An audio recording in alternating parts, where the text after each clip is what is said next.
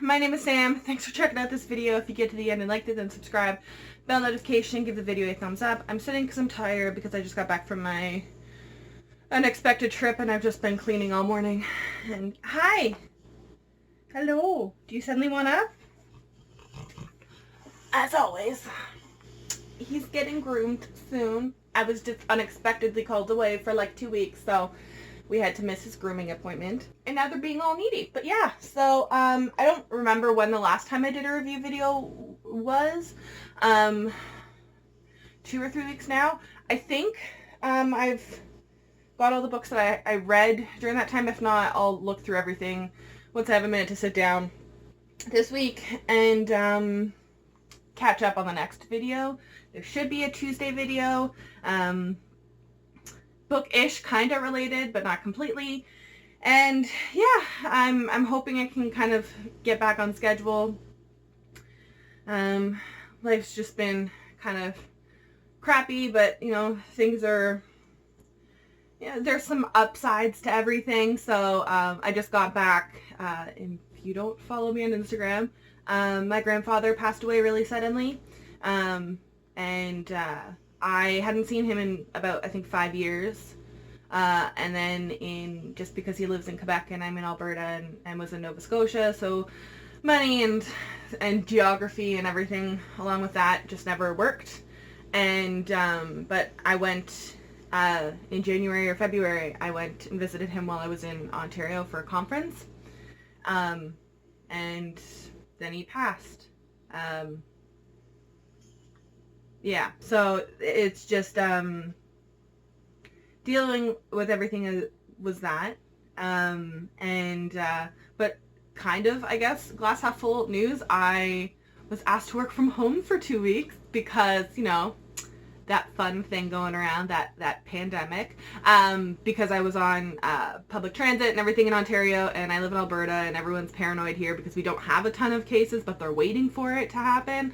And I don't have any symptoms. I'm not feeling ill or anything like that, but it can take like a little while for symptoms to show up, and you could be a carrier instead of, you know, being symptomatic. So it's just safer, I guess, to stay home. So for 2 weeks, though, I get to work from home with my puppies and my PJs. So glass half full, trying to be that way about everything. So, yeah, let's talk about the books that I've read. I'm going to do very quick reviews. Some of them I didn't read all that in depth because my headspace that I was in. But yeah. So I did not read these in any particular order.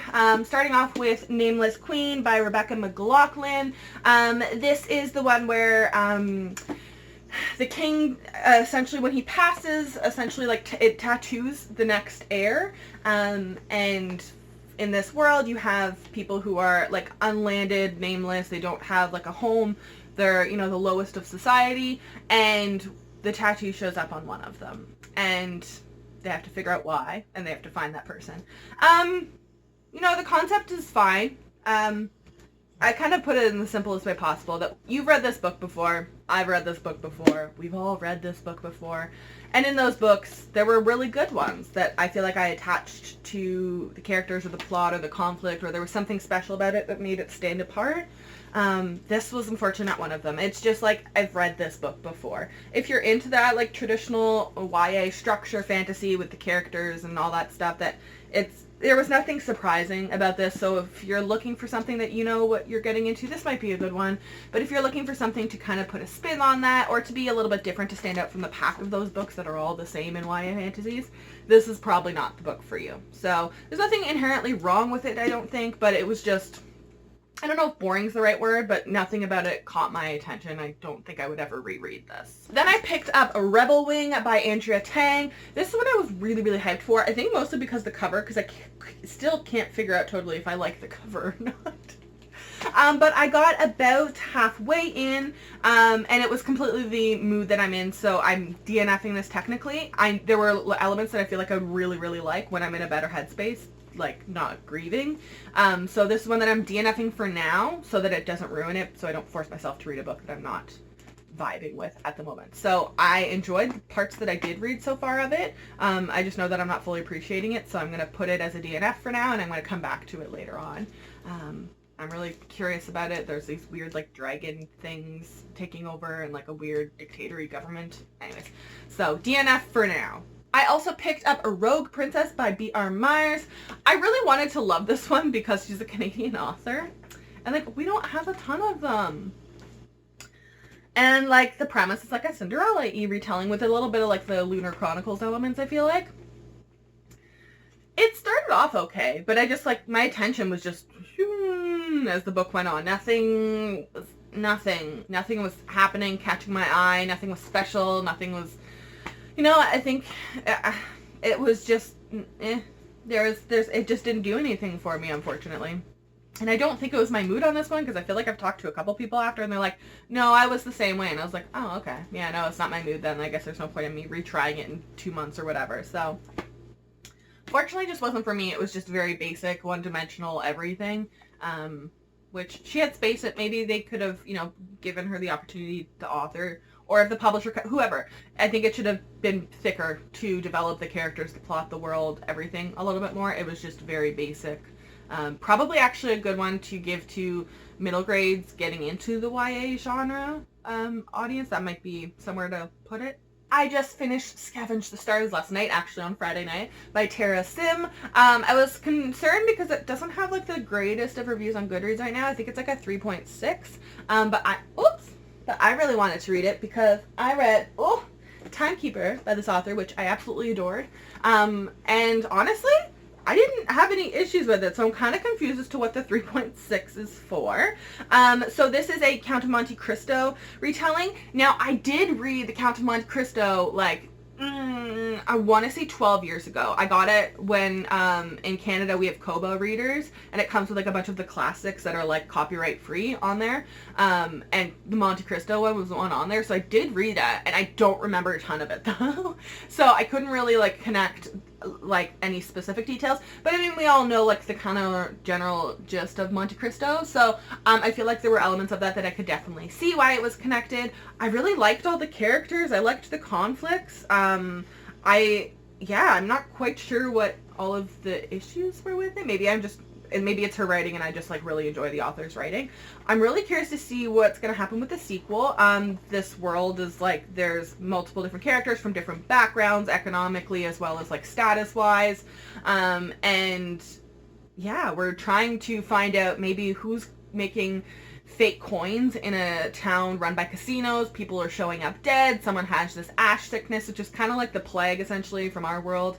And it doesn't spare anyone of any class or anything like that. And so they're trying to find out exactly what's going on there, as well as they're isolated in this global economy, which is having a really big impact on their local economy in a very negative way. So I really enjoyed it. I liked the characters a ton. I liked that some of them are definitely flawed. I'd have to like quadruple check. Again, I'm not in an excellent headspace right now, but one of the characters I believe is bi. The term is never used, but unless I was confusing characters, there's a romance between, you know, male and female and then male. So, I really enjoyed this. I haven't looked into in depth on the reviews, but I don't know why it has such a low Goodreads rating. So, I really enjoyed this, and I'm definitely going to read the sequel. I finally finished my reread of The European Travel for the Monstrous Gentlewoman by Theodora Goss, and then I picked up the final book in the Athena Club series, The Sinister Mystery of the Mesmerizing Girl. Her titles are such a mouthful. It's kind of like Panic at the Disco, you know what I mean? So the European one was a reread. This one was a complete fresh read. I feel like this series is a really solid, consistent series in pacing. I don't feel like it kind of like woos at the end. I think all the characters got their time to shine and develop and grow. I like how it ended for really everyone. Yeah, I feel like this is a really consistent series. It was a satisfying ending for me. I feel like it's comparable in some ways to the Veronica Speedwell series, but it just doesn't have that like tension with the romance and the banter in it, but it's got a lot of the same structures and all these characters, and everyone, you know, we interact with the White Churchill? The the Jack the Ripper murders. We have the Sherlock Holmes characters in here. There's a lot more focus on the Sherlock Holmes cast in the end. We have Jekyll and Hyde. We have Dracula. All of those kind of iconic characters from this time period are in here and messed with. But I like the strong female aspects of this series. It really is just like I can unplug my brain and enjoy this series.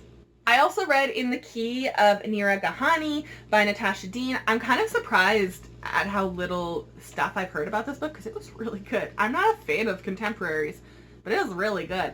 And I don't think you necessarily have to be like a first generation in an immigrant family to comprehend or relate to the characters. I think some of them are like, oh, we're giving up, we're sacrificing this, we came to this country so you could have a better upbringing.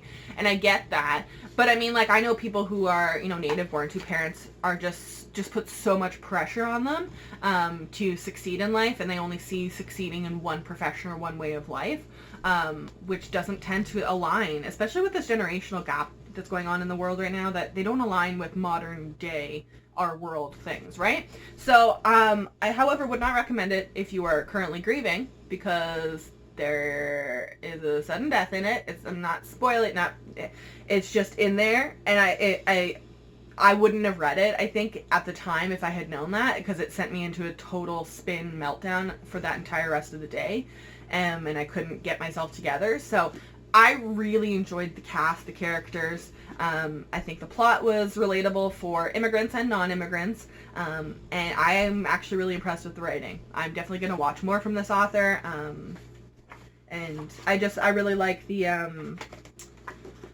summary. For my grandmother, Kulsum Ali Nasruddin, whose soft hands, soft hearts, and soft touch taught me the true strength that looks like. And I thought it was interesting at one part, the main character's grandmother is kind of she sees the strictness of the parents and then the child wanting to do whatever, and she kind of comes in the middle to try and help the kid a little bit, to try and center the parents a little bit more. And I just feel like that was something like that my grandparents were like that. So that just kind of, you know, made it a little, that's how I kind of connected with it the most, I think. I also picked up The Sound of Stars by Alicia Dow, and boy did I have, right from the get-go, I got to page 50 and DNF'd it. I did not like any of the voices of any of the characters. I could already tell it was a very basic YA structure, and then the people that I know read it said, yeah, the beginning was the better part, and I was like, oof. Yeah, no. So I absolutely love the cover, but it sounds just like something that I've read a million times before, but no special elements, so just not for me. And I think, lastly, I'll check and whatever, but I read The Witches of Ash and Ruin by E. Latimer, and I had such freaking high hopes for this one, and it just did not meet them at all. I think it's another one. It started out strong, and then it just dragged, and it's not a super big book, but I was just like, kept checking, being like, have I almost done this thing yet? Like, oh god, I have that much more left. The characters were okay. It had so much elements that I enjoy, being set in Ireland with queer cast and witches and some Celtic aspects of it, and people coming in. There's witch hunters trying to, you know, and there's all these different witch covens who have all this background with black magic and everything. The premise is really interesting, but I don't know what the author was there were points where I was just like, I don't know what the entire point of this book is. Are we getting somewhere? Like, we're just doing nothing and turning in circles, it feels like. So this just unfortunately didn't meet what I was hoping for. Maybe it'll be for someone else. I thought it was just me, but again, I've spoken to a few people who were all like, oh, I'm so excited, I'm reading it as soon as I get it. And they got it, and everyone was just like, nah, it was okay. I also I believe there's a character in here named Sam. I want to see if I can find it, because the chapters are each, like, named for what character they're focusing on. Yeah, so there's a character named Sam, too, and I was like, oh, even better. Characters never are named me in books, but, yeah, it just was meh for me. So those are the books that I read in the past couple weeks-ish or so. I will link all of these in the description box down below. I will also link all of my social media. If you follow me, I will follow you back, and I will see you on Tuesday.